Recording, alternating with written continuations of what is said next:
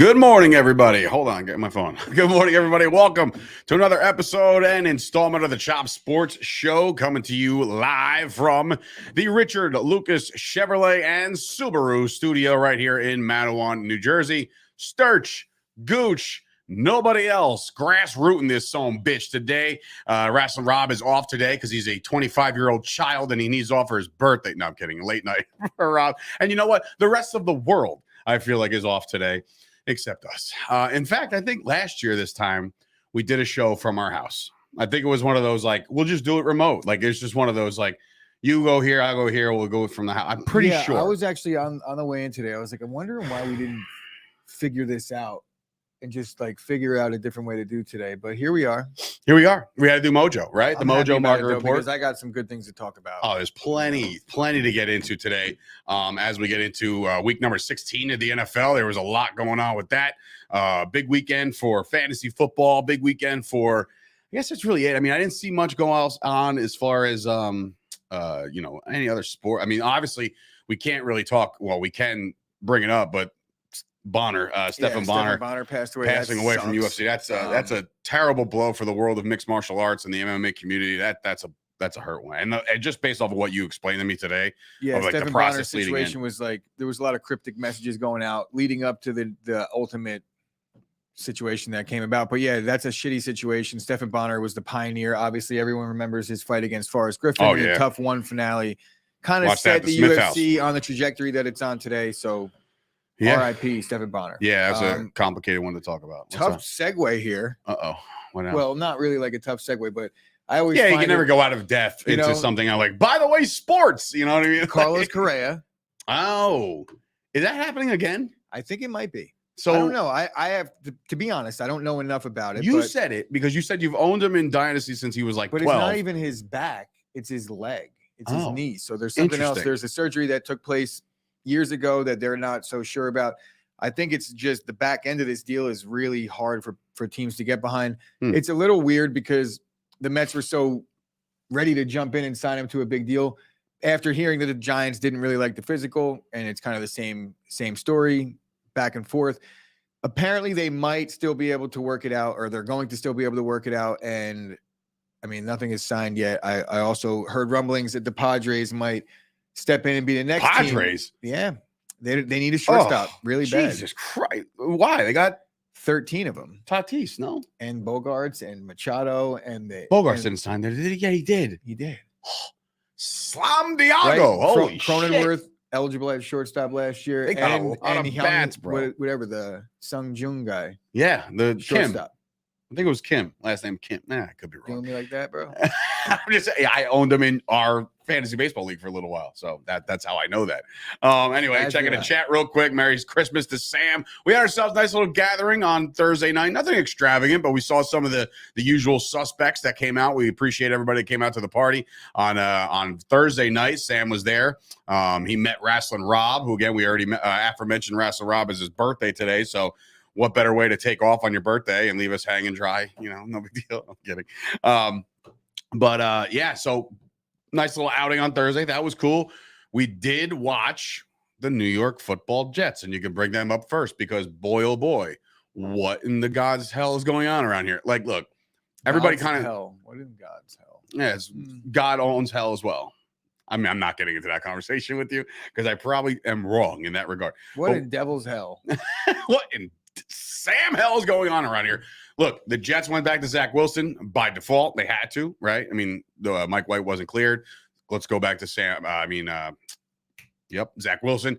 And it just seemed like from rip, it wasn't his night. The weather was shit, fine. But like overall, like you're going against Trevor, who, again, if you're harping on this defense to be the catalyst to any kind of success going forward, you have to feel kind of crappy.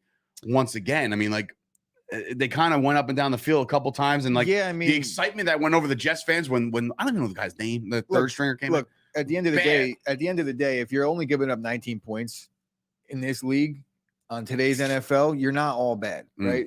19 points isn't terrible. The weather sucked, so maybe considering what we expected out of both teams in this one to be like a kind of sloppy mess, and no one's really going to do much. The Jaguars moved the ball well in the elements, and you got to tip your hat. Trevor Lawrence is that dude. The Jets defense, I wouldn't say that it's all lost, but it's really hard when you have Zach Wilson behind center because he just isn't able to do anything. Every time he gets taken out, it doesn't matter who they put in. There's a little bit of life injected into the Jets. It's crazy. When I say a little bit, I only mean 3 points. After that game, there was I think Ryan Fitzpatrick was saying that we've seen the last of Zach Wilson as a Jet, and I'm thinking to myself, you cannot possibly the rest of this year. The rest of this year is a gamble. Let's go with Mike White when he's healthy. Sure, let's see what happens. But you can't go into training camp next year and be like Mike White. Well, here's the thing. They don't necessarily have to go in with Mike White, but there's some availability with some quarterbacks that are going to be, the Jimmy G's. I wouldn't say Brady, but maybe. You never know. But here's the problem with the Zach Wilson situation. It's because there's people's jobs are on the line. So it's a Joe Douglas. It's, if they turn the page on Zach Wilson, that's an admitted failure. But at the same time, if you don't, and you go down, you're going down with them. So if Robert Saleh, Joe Douglas, they have a decision to make. If they say, Zach's the guy, well, if he's not, you're fired. 100%. Yeah. You might still get fired if you don't fix it by next season and put somebody in place, because I think they've done a decent job of building the rest of the roster. Sure. But I think there's 2 things. One, it's becoming apparent that Zach Wilson isn't the guy. And it's becoming maybe even a little apparent that Robert Saleh is not the guy. I know that it's been a tough thing with the quarterback, but, these are the people that they put in charge to make this thing work, and it's not working. They're not dead yet, though. So not dead yet because of a couple of things that actually fell their way. One being the Packers beating the Dolphins. So there's a lot of stuff going on with the Jets, and right now technically still alive. But when it comes to the Jaguars, all of a sudden, bro, first place in the AFC South. I mean, we'll get into the rest of the games, but holy shit, that's a thing.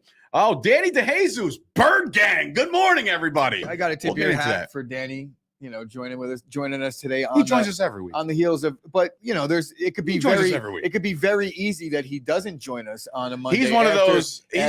The game didn't mean nothing. The game meant nothing. I'm like, all right. Cool. I mean, we'll talk about it. But if you're an Eagles fan, you know what the game meant, but also you could make that game have meant nothing, and we'll see how that plays out. But the Saints are trash. So. Jimmy Palumbo getting involved here. Hey, happy duo. He said you guys have Christmas gift weekend. You both got some nice gift. No. We earned ours. He earned his. Shut up, Jimmy. Merry Christmas. Hey, I'm thankful. I'm not shit, bro. You want to say gifts in terms of the refs? I don't know about that. Wins from other teams. Sure. But I think the Packers played really good football. Anyway, Jaguars got themselves a good situation to be in. It all comes down to week 18. So we'll get into that obviously later on in the week. But yeah, interesting. So flip side of that New York coin. The New York Giants couldn't get the job done against the Minnesota Vikings. They lose 27. That's the score? Yes. Walk-off field goal. I don't know. No, it was. I'm thinking because it felt like they were getting beat handedly early. But again, resilient. Daniel Jones, those guys, they're all right. But when push came to shove, Minnesota does it again. Another walk-off win for them. They put themselves in position to kind of, I can't even say wrap up the second seed because they haven't, because I believe they're up a game on the San Francisco 49ers, and then Minnesota's got themselves a date with your boys next week. So that ain't wrapped up by any stretch, but could have been wrapped up with the Giants win, could have wrapped up a playoff berth, but they could not do it. So now one more week, it's the Colts coming in. So therefore, yes, you should probably get that one. I believe that game's in Giant Stadium because then the finale is against the Eagles in Philly. So I'm assuming the Giants will kind of get in with their 9th win, which again, starting off with 6 wins quick and ending the year with 9, I don't know how you can feel confident. I know it's a rebuild and they're not supposed to be here and blah, blah, blah. But guess what? When the Yankees made it to the World Series in Game 7, that was also supposed to be a rebuild. I don't know if anybody realizes that. We just strung together a hot run and we got to the World Series. And when you lose, or it got to the ALCS Game 7, but when you lose, when you lose, it feels like you just failed, right? So if the Giants get in, personally, I think they match up well against the 49ers. I don't know why. I just got this irky feeling that they can go to the West Coast and kind of steal that one. I don't know, but wishful thinking. It is probably wishful thinking because I don't want anything to do with San Fran. Somehow they're fucking winning games with Brock Purdy. Again, blows my mind. But it's happening, and that's that. But the Giants not able to secure their playoff spot yet. They'll have to wait another week. Nothing to be alarmed about, I don't think, as far as both of these teams. But again, I said the Giants can go in there and put up some yards because the Vikings are just their defense is bad, bro.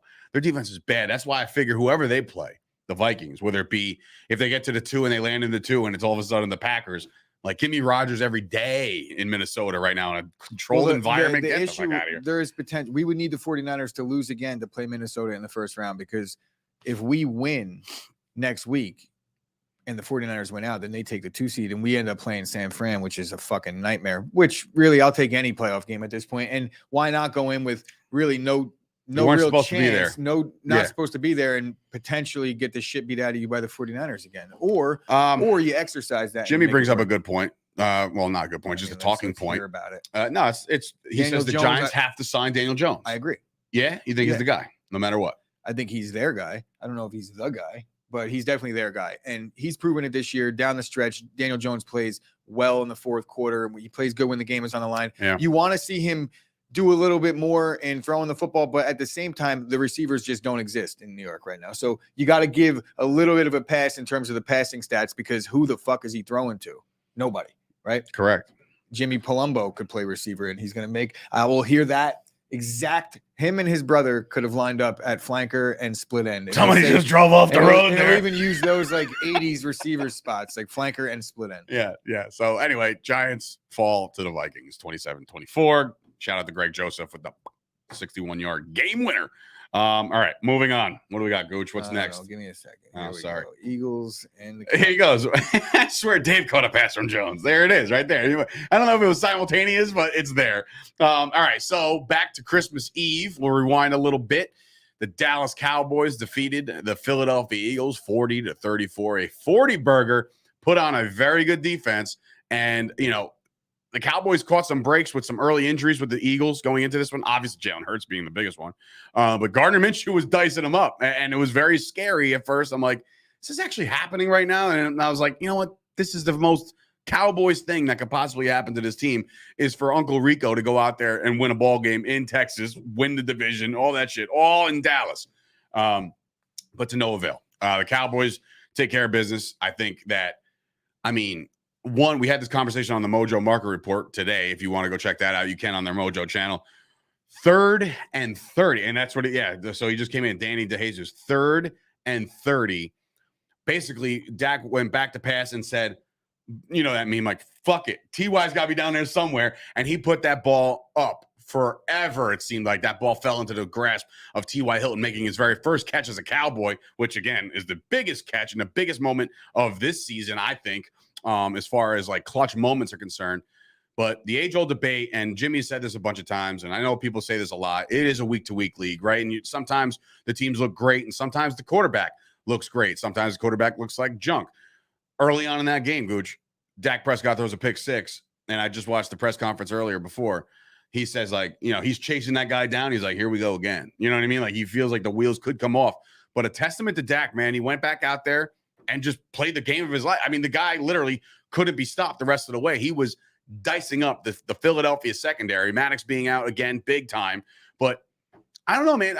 I look at this Cowboys team. It's such a Jekyll and Hyde bullshit. But then again, I said it to my dad on Christmas Eve. I said, we're like, week to week, we don't know what we got as a Cowboy team. It's this, it's that, it's this, it's that.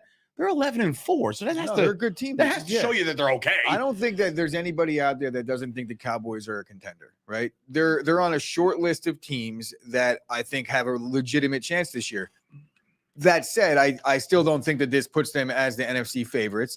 I think they're entrenched, but there's a little bit to be said about the Jalen Hurts situation. Obviously, you got to admit that the potential MVP of the league not being there does hurt Philly's chances. But at the end of the day, Dallas did drop 40 points. So that's a good defense they did that against. And Philadelphia, being the offense that they are, and I know Micah Parsons went on record, is it Hurts or is it the team? Outside the pick 6, they only scored 27 points, which, again, in the NFL should get you done, but you got to be able to stop somebody, and they did not.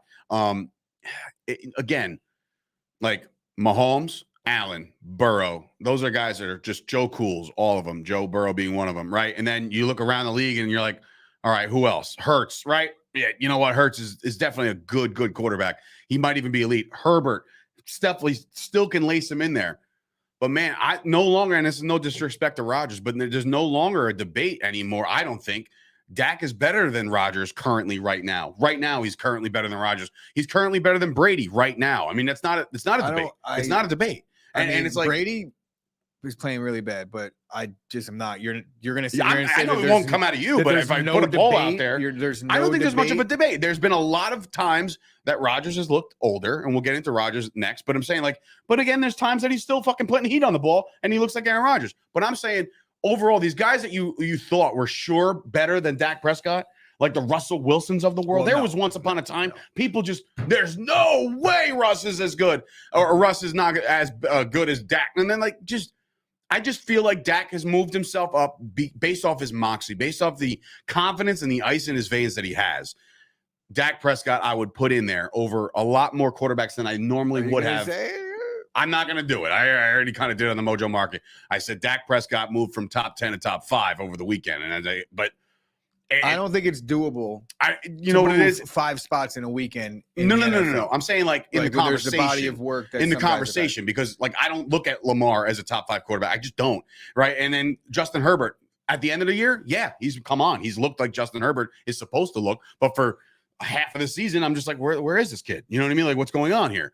Dak Prescott has come back after injury, and he has absolutely shredded defenses, shredded them. And now Philadelphia being the best one that he shredded, the conversation's up. I mean, I'm not going to sit here and like die on a hill. I'm just going to say the kid can win some football games. I have a good question, and this is going to, I mean, it's a shitty question for you to answer, but I think it does make sense. You're going to give me like an or thing, like this guy or that guy? Well, no. I'm going to say if Micah Parsons was on the Eagles and he was being interviewed and he was like, is it Dak or is it the team? It could very well be said the same way he said about Jalen Hurts about Dak. No, like the same point rings true in both regards. Like I don't know, because we saw what the Cowboys did with Cooper Rush. Yeah, they won. Right.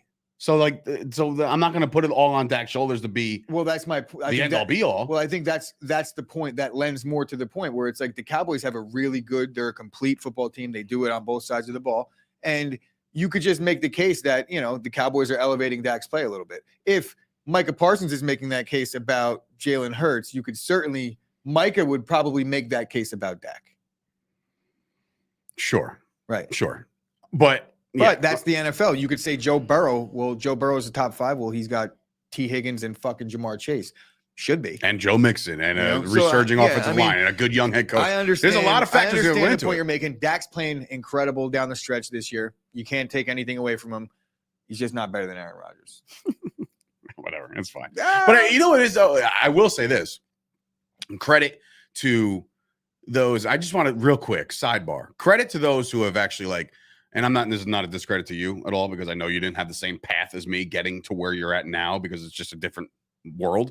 But you put your time in, you get the journalism jobs, you get the writing jobs, you get the platforms, you get the chance to speak, you grind your way through the top. And I'm not saying this is the top by any stretch, but I've earned my shot to talk shit about the Dallas Cowboys. But guys like LaShawn McCoy, please, for the love of God, just get off the air, because it's so dumb and irrelevant for you to go on there and speak poorly of Dak Prescott right now, because it makes you look uneducated.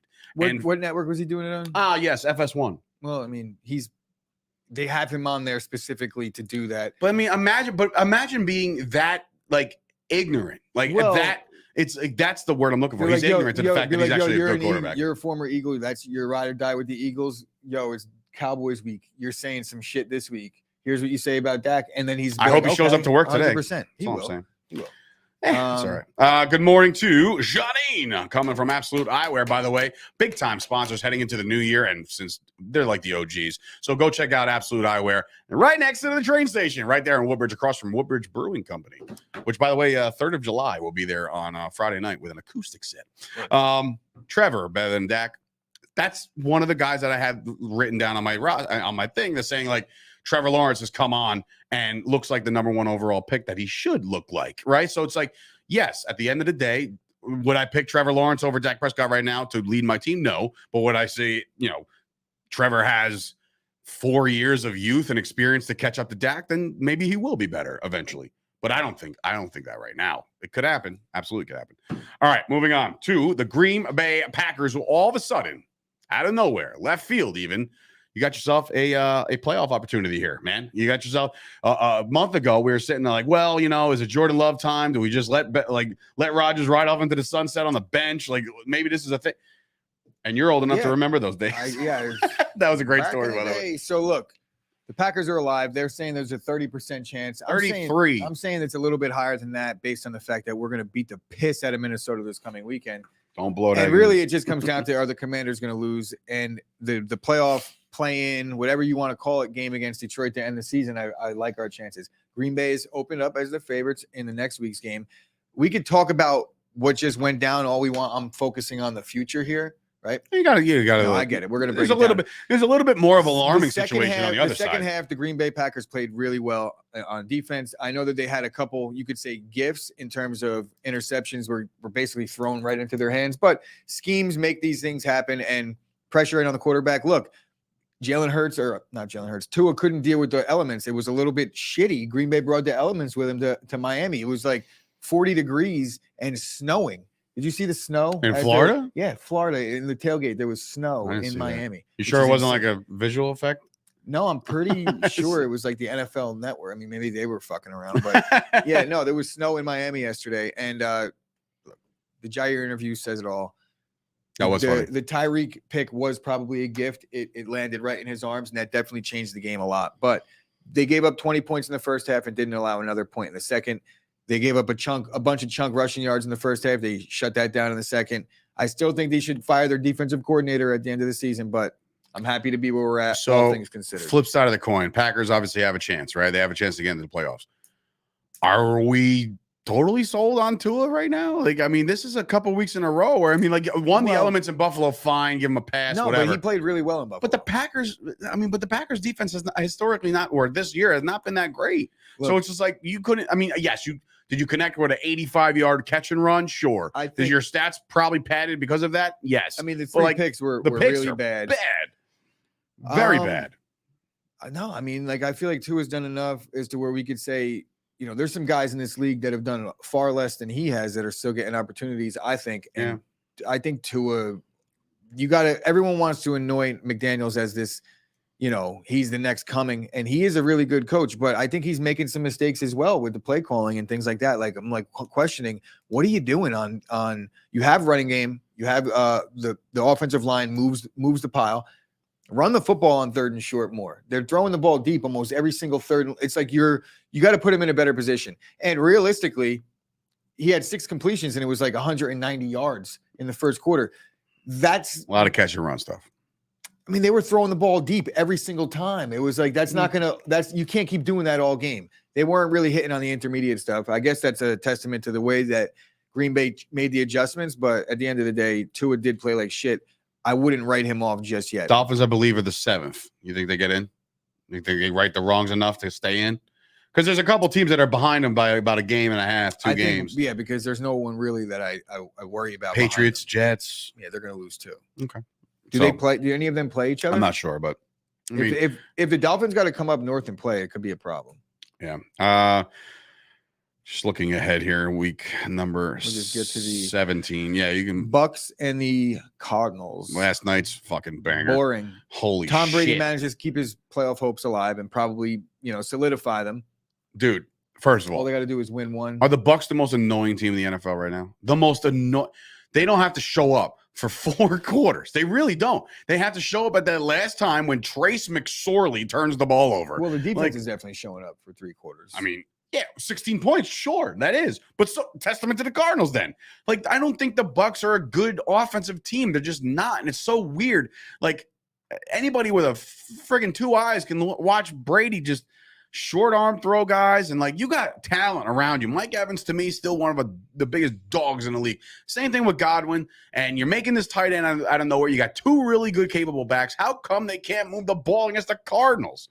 This game shouldn't have been close. I don't think their offensive line's a complete mess. So I will say that. Well, now they are even more. They lost their Tom left tackle. Brady's got happy feet in the pocket right now. He's missing on 3-yard outs for 3 quarters, and then he kind of fixes it in the 4th, as always. So, yeah, I mean, it's just again the Patriots. I mean, the Bucks. You never know if they sneak in. They could be dangerous. I mean, all signs are pointing to a Dallas Bucks first game. So I mean, I would say I'll go on record now and say this: if Dallas plays, Tampa Bay in Tampa, and Tom Brady beats them with this shit team that they got, it'll be the worst loss in Dallas Cowboys playoff history.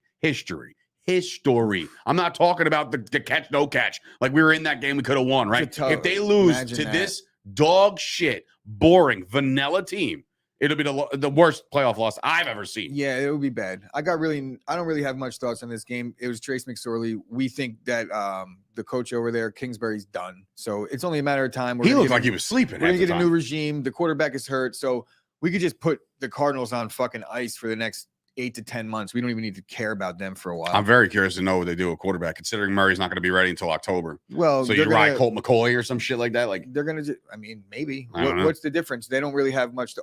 Who's going to be the head coach? I don't know. That's what I want to see. There's guys that are like jockeying for head coaching jobs. D coordinator out in San Francisco. Once you bring in the head coach, you'll get a better understanding as to who they might go in terms of quarterback. If they bring in a guy that's worked with one of these available guys, if let's just say Jimmy G, someone who's worked with him becomes the head coach over there, the defensive coordinator for the Niners. They probably know each other, but I don't think they've worked together because one's a DC. I mean, they're both on the field at the same time in practice. I mean, I could see it, but here's the thing. If D'Amico Ryans brings over a staffer or guys that have worked with Jimmy G before, then it makes more sense. Did you hear about this rumor that Sean Payton is starting to build a staff right now? Vic Fangio being one of the guys on the defensive side of the ball. That's a interesting thing. If Dallas gets bounced in the first round, guess what? Peyton and Fangio are in Dallas next year. You're already hearing Jets rumblings. You're hearing any team that needs a head coach outside of the Broncos, probably because Fangio was fired from there. So if he's a part of the staff, I would imagine that rules out Sean Payton. We'll see. But yeah, so the Bucks. Interesting. Imagine that. What? Like you fire a head coach, but then like he gets picked up by another head coach to be his DC. Fangio was out in Arizona? No, he was out in Denver. So imagine I was saying any team that needs a head coach, Hackett goes. You're going to hear Sean Payton rumors. I spaced out for a second, but I got you. Fangio is supposedly a DC that Sean Payton's put together for his staff. He was fired. Well, I mean, don't you think if Sean Payton came out of nowhere, I'm like, look, man, he ain't a head coach. He's my D coordinator. He's a damn good one. It's like, I know, what are the Denver Broncos going to say? Is there precedent there? I don't think there is. I don't think so either. All right. What do we got next? All right. Cincinnati further entrenches their spot within the playoff push. Right now, they are in first place in the AFC North.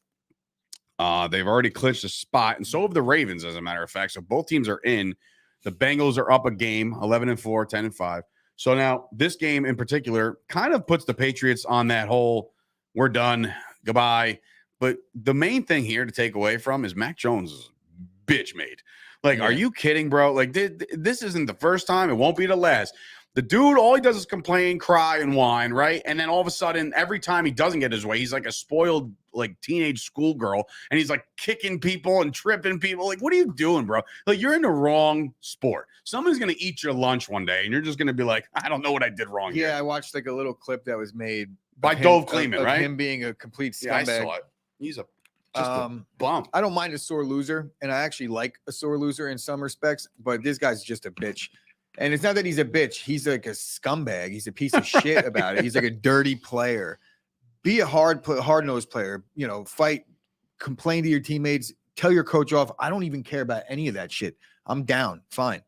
Show that you want to win. But when you start like taking out people's legs because you threw a pick, or you got sacked and you grab somebody's ankle, you're running and there's like real film out. You're throwing a bitch fit. Bro, you're gonna get knocked the fuck out. Seriously, somebody's gonna cover. Like, I feel bad. And not fined or nothing. That's what I'm saying, dude. So think about it like this.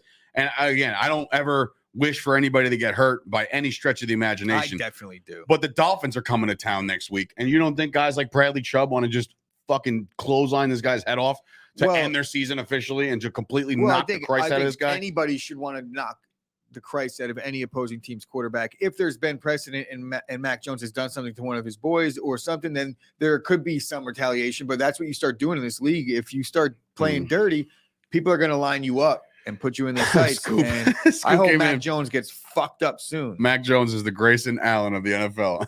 Not wrong, dude. He's a complete. That's literally who he is. But that's a perfect comparison. I'm not even in the comments. Yeah, it's all right. It's just a perfect comparison, I think.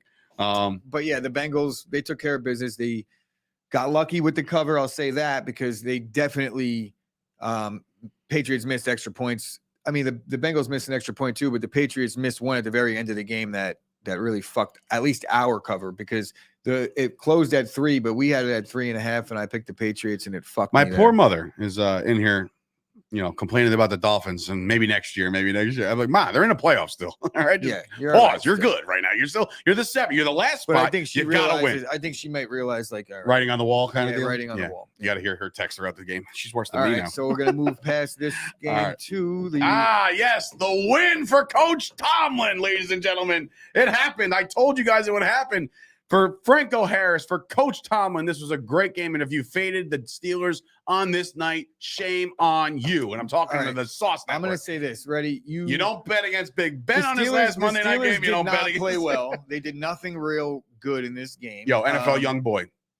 Okay. He's a problem. But we knew about that He's anyway. a problem. They still scored 13 points against arguably the worst defense in the league at home. All right. So there's that.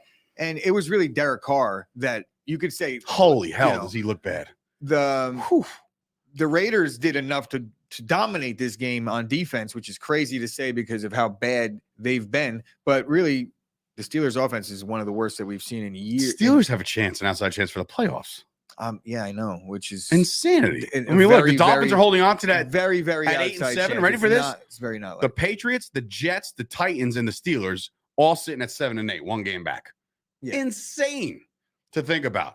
And look, Kenny Pickett, I watched a lot of his mechanics and everything, and he just, he don't look that great, right?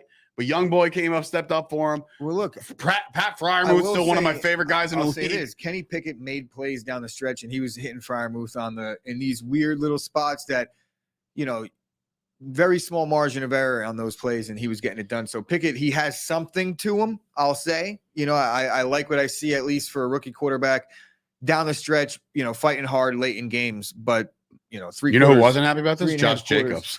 3.5 quarters of terrible football. And Josh Jacobs is right. He's not trying to call anyone out publicly, but he's basically saying, like, Derek Carr, you're fucking garbage, dude.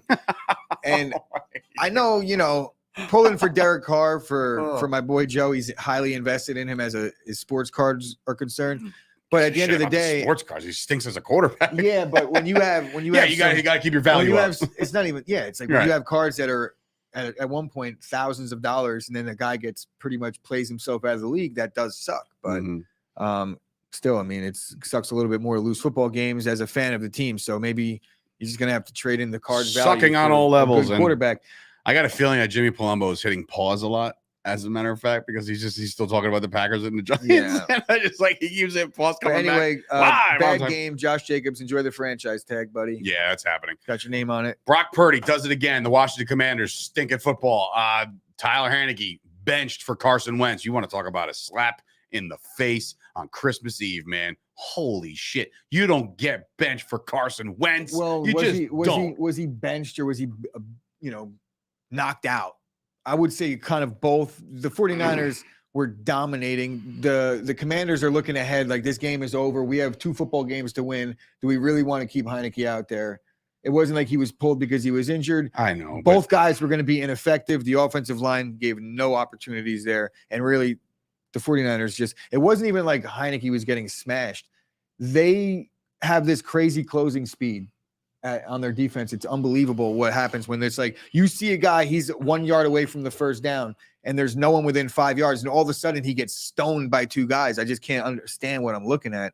That defense plays good. Heineke went 13 for 18 and got benched with 2 touchdowns and a pick. Carson Wentz comes in, goes 12 of 16 for 123 and a tug. So that's that game. But yeah, dude, shout out also playing on another world level is George Kittle right now, dude. He is everywhere. He's playing amazing. He stole a touchdown from someone this week. Like it wasn't even thrown to him, and he just ran in front. Gotta love it. And another $153 on the ground by the 49ers. So look, they're humming right now. They're humming. And they don't even have Debo. They don't even have Debo, and he'll be back for the playoffs. Supposedly Jimmy G's got his walking boot off. So, this Brock Purdy experiment may come to a screeching halt. He has walking boot off already? Yeah. What? I mean, I thought he broke his foot. And I'm just saying, like, I feel like that's Dunzo. No. Wow. So you tell me Debo and fucking this guy can come back? Yeah. I don't know. Niners to the Super Bowl, like I said Jimmy earlier. G's a little bit more of a long shot. Debo's definitely coming back, but just in case Brock Purdy does fall apart, it's not like which is very, very likely. Brock Purdy is literally, Jimmy G. just younger and not as good looking. All right, moving on. What do we got? Yep, said it. Go ahead, moving on. Move on. I see you look on your camera. Texans shock the world here and get their second win. They're not going to back themselves out of a first-round pick or the first overall pick. They'll probably still wind up with that. But the Titans, man, it's something to be said. Now, look, short week now for the Titans. They got to roll back, go right back to Nashville, and play the Dallas Cowboys on Thursday night. With what we said about the Jaguars already, that game is set up for a Week 18 do-or-die AFC South championship game, just the way it all played out. But now, what do you do in week number 17? Like, do you rest? Do you have Derrick Henry sit out a little bit? Like, the Dallas Cowboys aren't going to give a shit about what the rest of the NFL does because they're early, so they're going to go out and try to win a football game. The Titans, however, have lost 5 straight, and they're on the downward spiral. Tannehill's all banged up. He ain't playing. Malik Willis stinks. He's not the guy. Where are we at with the Titans here? I mean, it's tough because the Titans don't really have starters left to rest because everybody on that team is seemingly injured at this point, except Derrick Henry. And I don't know if you have a big game, must win the following week. I'm not going to beat Derrick Henry into the earth just to mean nothing. So, no, I'm not going to play Derrick Henry all that much. I'd probably let him go out there a little bit, hit some people, but call it a day very shortly. I wouldn't be playing Derrick Henry. I hope it lines up where I'm playing him in a couple of leagues next week because that would be obviously a good spot to be in. But this game, we don't need to talk about it. Texans won. Right over. Congrats. Yay. Titans, Malik Willis. Mom coming back in saying Merry Christmas, Happy New Year to Gooch and your family. Not me. Thank you. Thank you. Merry Christmas to all. I owe her a phone call. I missed her call a couple times yesterday. All right. So, moving on. Seahawks, Chiefs. All right. So this one I was like, there's no way the Chiefs, they haven't covered a big number in so long and they've been burning me. So I decided to pick against them. The Seahawks look to be dead right now. They just don't look good at all. Again, I could say this until I'm blue, but like I said, the Seahawks and the Bears would be the worst teams in football. And the Seahawks got off to this awesome start, but now they find themselves in a position now where they might miss everything. So it sucks for them. Right now, they are a half a game out of that 7th spot with 2 games to play, and they have the Lions and the Packers breathing down their necks. So Seahawks got the win out and get some help. And help in the form of the Washington Commanders to lose a couple games. I think if the Packers went out and the Seahawks went out, the Packers end up passing them just by proxy. Well, not by proxy, probably by some kind of strength of schedule, NFC record. Well, what happens is because the 3-way tie Seattle has, but the 2-way tie between Green Bay and Seattle, Green Bay has, and when you take Detroit out, if Green Bay beats Detroit, there's no longer a 3-way tie. Correct. Right? My dad had to remind me that like 17 times. Like I'm like, he's talking about the Giants. I'm like, yeah, well, Cowboys beat them twice. That doesn't matter anymore. The tie screws up everything. If the Packers win out, Seattle has no shot. Huh? If the Packers win out, Seattle has no chance. If the Packers win out, Seattle has no chance. So there has to be a strength of schedule thing. Well, right? Yeah. Because right now they have 5. I wouldn't know. Both teams have 5. It could 5 be wins in the conference. Common opponents. Maybe. I don't know.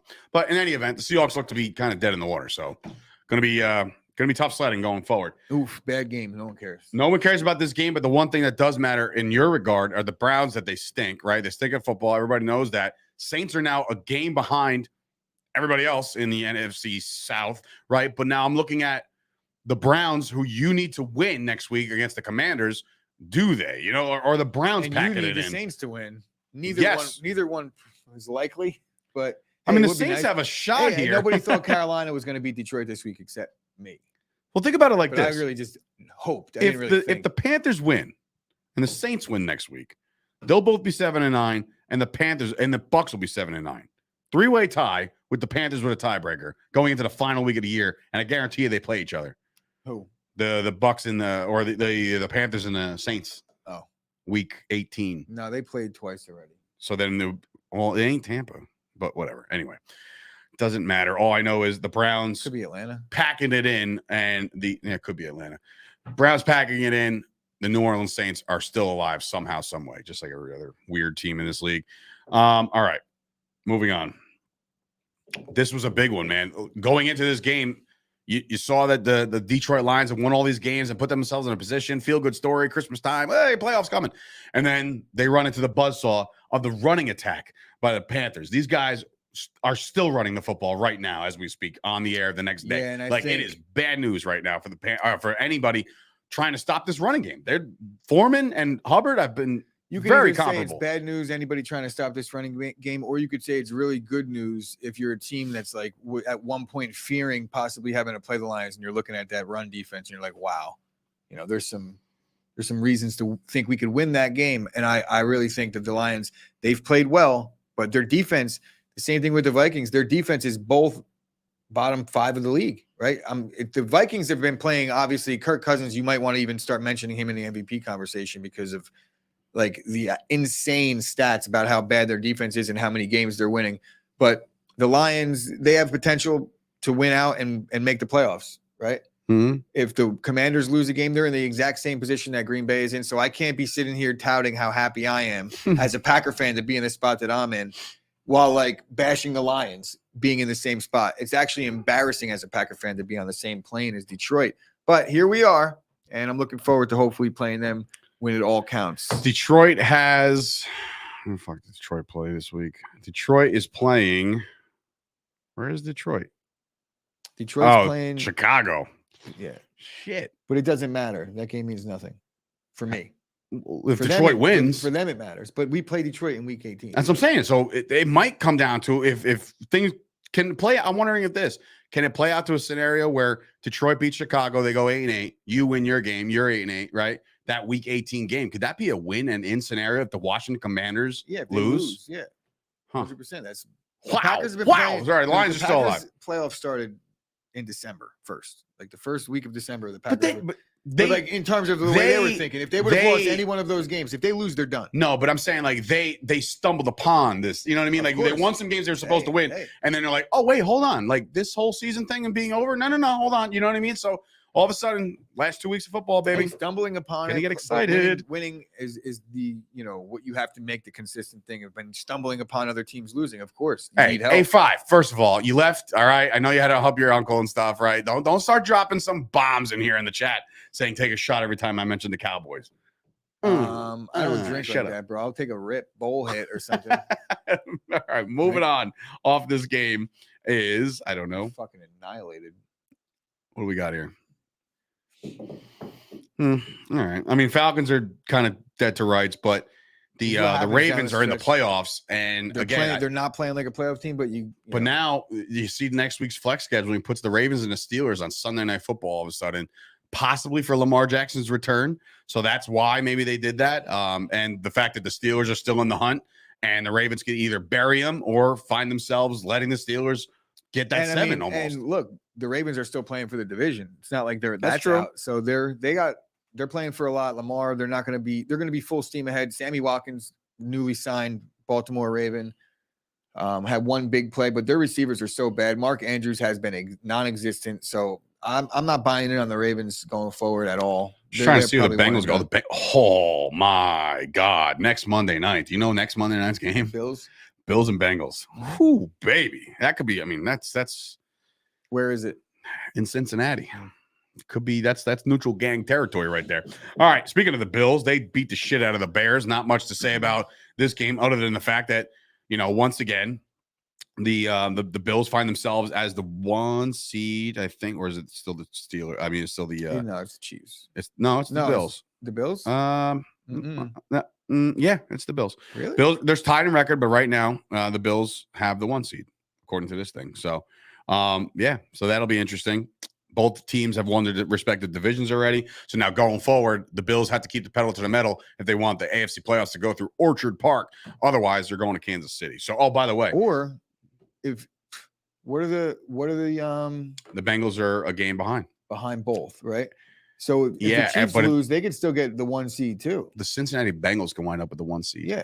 If they win this game and the Chiefs falter in one of the next two, very, very likely. Wow, damn, Bengals, man, they don't seem to lose anymore. What was I going to say? Oh, did you see the MVP odds updated as of today? Pat Mahomes -500 now. So he looks to be kind of cruising right into the Unless MVP. He loses a game.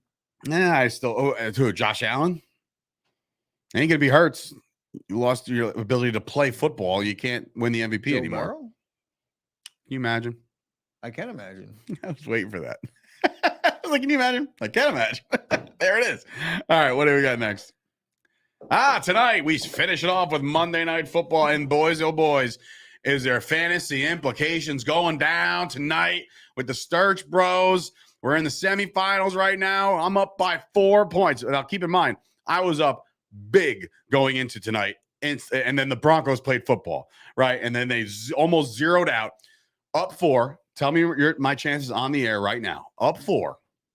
I have, and maybe the chat can chime into for a chance to go to the championship and potentially play my father. I got Austin Eckler, up 4. Austin Eckler and Chase McLaughlin, the kicker for the Colts. And he's got Zach Moss. Yeah, no, you should win. I should win by all stretches, but then it's a bad beat. It'll be a very, very bad beat. So. And I don't know. I'll have to go on at least a 24 to 48 hour, like, not talking to Danny binge. And that's hard because, we talk every day. But, like, I know this is going to go back and forth. Like, as soon as Deion Jackson gets out there and takes the first reps, he'll be like, oh, I knew it. Dave, you're making a mountain of a molehill. This game is over. Your matchup is over. All right, Chris, if I lose, can you pay my entry fee for the league?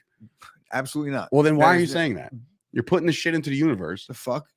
Me saying that should not equate to $100 of like, I don't have those powers. Otherwise, a lot of things would be different in this world. Trust me. Mom, the Super Bowl's in Arizona. Last time it was in Arizona. Well, that was not the last time. Last time Cowboys won. Take a shot, everybody. Cowboys won the Super Bowl 30 in Arizona. Scoop. I'm in we were just talking about you, Scoop. Damn, bro, that's crazy. That means they should probably win this one then. Right? Yeah, no, definitely. That's usually how it works. Holy shit. History repeats itself. What are they? Do you realize what's happening here, right? What? You know what's going to happen next year. The same thing that happened 95 into 96 last time. The Dallas Cowboys in 95. Co-sign a fucking Cowboys Super Bowl this year so Green Bay could win it next year. Is that what you're trying to do? No. Even better. Ready? For me. Oh, you're 2 and then no. No. You're missing it. Yankees? Yes. So in 1995, the Cowboys went into the Super Bowl in January of 96. I'm not co-signing your fucking. And then the Yankees won the World Series in October of 96. So I could potentially have a Yankees and Cowboys championship drought end in the same year. How about that? Mom, you remember watching that game in the apartment? You told me to not yell, and you're the one who yelled when they won. Everyone drink. Well, yeah, no, take a shot. Let's go. Everybody up. Take it right here. Water. But anyway, this game, big time for, again, fantasy purposes only. But the Chargers can actually clinch a playoff spot with a win, so that's a big deal. Colts. I'll take the Colts. Are you? Why not? Interesting. Because of yesterday. No, I'm fucking taking the Chargers. Fuck the Colts. Stop getting drunk on that. I don't even drink. So just so everybody's clear, going into tonight, Rob, the birthday boy, has separated himself a little bit. 113 and 114. He's one game under 500. He's the leader. Gooch coming in at 111 and 116, and I'm 108 and 119. So I'm 5 games behind Rob right now with 2 weeks to play, including this game tonight. I'm going with the Chargers. They're going to win a game and clinch the division or clinch a playoff spot. You're going to take them. I'll get Rob's pick. I'm not taking later on. I was kidding. The fucking Jeff Saturday. I didn't say that. I said we're taking the Chargers. All right. I knew you weren't going to take the Colts, and he's not going to take the Colts either. So there will be no ground makeup. I'm assuming. I'll talk to Rob after the show and see where he goes. Taking a Mike Williams touchdown. Mike Williams touchdown? Yeah, or 2. My dad is up. Let's see up. He's ready for this. Talk about your stroke of luck. He gets a friggin' Greg Dulcich touchdown last night when the game was just no bullshit. Yeah, he gets one at the end. I could have used that to be Latavius Murray, piece of shit. The fuck was that? DJ Moore on my bench. Thanks, Scoop. I don't think I made any. Yeah, I mean, I didn't make any bad. My tight end was outplayed by about 3 points. I put Dawson Knox on the bench and went with Waller instead. I made several bad plays this week, but I won 2 of those leagues. That I was in 5 leagues this year. I made the playoffs in 1. Should win. You ready for this? And I realized this yesterday. If I get to the championship and beat my brother, that'll be my 3rd straight. I haven't won. Like, I lost last year to my brother, and then the year before that, I lost to Jen Jones in the championship. Lost to her, which is ridiculous. I'm like the Bills of the of my fantasy league. Oof. No, Mike Williams. Oh, he must be going against him. So shout out to Scoop, who I believe, yes, he is in the Dynasty. Wait, are you playing Scoop in Dynasty Championship? Yeah. Wow. That's interesting. You think he tells Vinny to drop somebody so he can pick him up right before the championship game? And then claims at a wedding? I needed to win out, and I was playing the 1, the 2, and the 3 seed There were the 3, 2, and the 1 back to back to back to get in the playoffs. What a journey! Dominant. What right? a journey! Then I knocked off the 3 seed in the first round. The bigger knockoff. I'm sorry, is Scoop knocking down Rube off his pedestal. And then I knocked down Vinny though, who was the 1 seed all year in the. You beat Uncle Vinny. Beat his A's. No, Damn. I Cousin wouldn't Vinny. say it's Uncle over yet. Vinny, I got it. He's got Eckler, and I have Zach Moss, and I'm up 20. Let's go, Eck. Come on, Eck.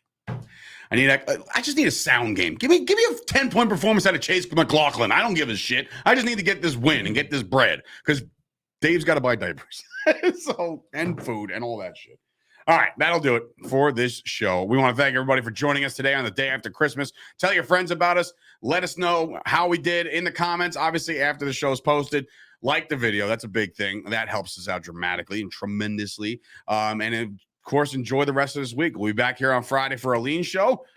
And that's it. For Sturch Gooch, that's the end of the show, folks. We'll see you guys back here on Friday. Rebuilding. First of all, shout out to you, Sam. I said your team stunk and you wound up like 100 points more than me. Same record. God, good for you.